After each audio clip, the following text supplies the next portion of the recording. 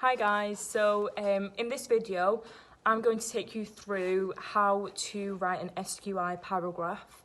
So you all already know by now an SQI paragraph is made up of a statement, a quote and an inference, and it allows you to use that structure to show your understanding of a text that you have read. So it's very different to your writing skills because you're analysing the writer's use of language, whereas with writing, you are the writer, so you're showing your understanding of language by using it yourself. Through writing SQI paragraphs, it allows you to analyse things like plot, characters and themes, and kind of unveil the deeper meanings within a text. It also allows you to appreciate the writer's intentions in a text, because instead of taking what you read at face value, you're kind of breaking that text down and then discussing the multiple interpretations that you have about that text.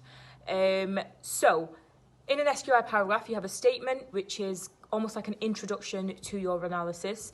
So based on the question you were asked, what is it that you found in your text? So what are you going to talk about? You then have your quote. So that's where you find evidence from the text to support that. So if you've said a character has been presented as, let's say, jealous, for example, you'd find a quote that presents them as jealous. And then your inference is where you break down that quote. So you zoom in on the keywords and discuss the writer's use of language techniques and so on. So I'm now going to take you through an example from Of Mice and Men. The extract is from Mice and Men, and I'll take you through the step-by-step of writing an SQI paragraph. At the end of the video, feel free to take it back. You might want to look at the extract and the annotations I make and maybe try and write your own SQI paragraph as well. Or you can use the structure that I go through to analyse any text, really. So yeah, I'll go through the text now with you.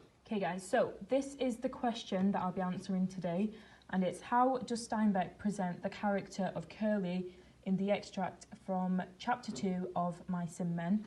So my focus is Curly, and my first step is to read through this extract, and as I read, I'm going to highlight any quotes about Curly or from Curly that stand out to me and I think I can use later on to answer this question. So, a young man came into the bunkhouse, a thin young man with a brown face with brown eyes and a head of tightly curled hair. He wore work gloves on his left hand, and like the boss, he wore high-heeled boots. So if he's being compared to the boss, to me it suggests he's probably important on the ranch. "See my old man?" he asked. The swamper said, "He was here just a minute ago, Curly. Went over to the cookhouse, I think." "I'll try to catch him," said Curly. His eyes passed over the new men and he stopped. He glanced coldly. So I know that coldly is an adverb, and the word coldly suggests to me that he is maybe emotionless, so showing no emotion towards them. At George and then at Lenny. His arms gradually bent at the elbows and his hands closed into fists. So already we can see from him that he's kind of trying to intimidate them in a way. So I'll write the word intimidating. He stiffened and went into a slight crouch. His glance was at once calculating and pugnacious. So again, to me, that suggests that he's quite aggressive, considering this is the first time he's seen them, and maybe ready to fight. Lenny squirmed under the look and shifted his feet nervously. Curly stepped gingerly close to him. "You the new guys the old man was waiting for?" So already I can see that Curly is being quite sly towards them, quite conniving.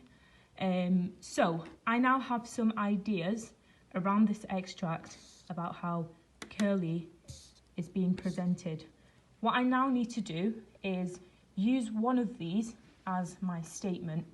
So I think I will use intimidating for my first paragraph. So today's example is going to be that Curly is presented as intimidating towards George and Lenny. And the quote that I'd like to use from this extract to show that he's being presented as this cold character is, here we go. His glance was at once calculating and pugnacious. I like this word. So I have a quote to use, and I now have a statement to say to answer this question is that he's being presented as intimidating. So here's one I prepared earlier. So I have my statement here. So in this extract, Steinbeck presents Curly as intimidating towards George and Lenny when he meets them for the first time. I also know that I'm going to be using this quote. So again, one I prepared earlier.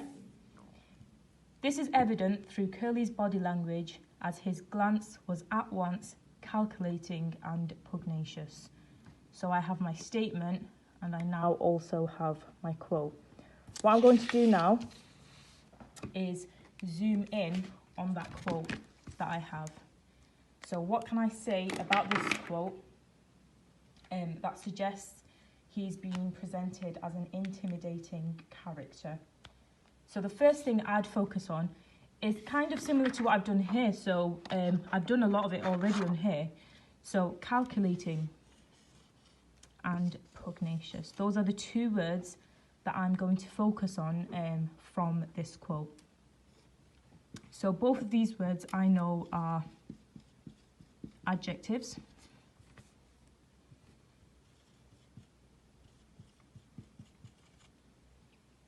And now I'm going to discuss the connotations of these two words. So if someone has a calculating look towards something else, to me, it suggests that they're kind of thinking of their next move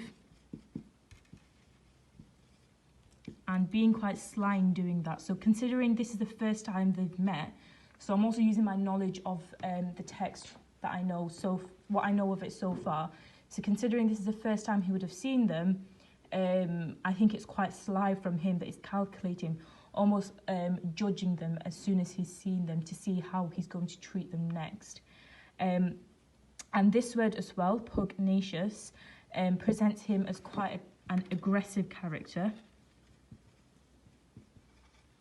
And also ready to fight as well. So the reason why I think these two present him as intimidating is because I feel like these two words is him trying to assert his power and show his importance on the ranch to George and Lenny. So my last step then is to take what I've written as my annotations on here and put it in my inference paragraph. So we've got our statement, our quote, and then the adjective calculating suggests that Curly is glaring at George and Lenny in a sly way, perhaps trying to scare them as a way to show his power on the ranch as the boss's son.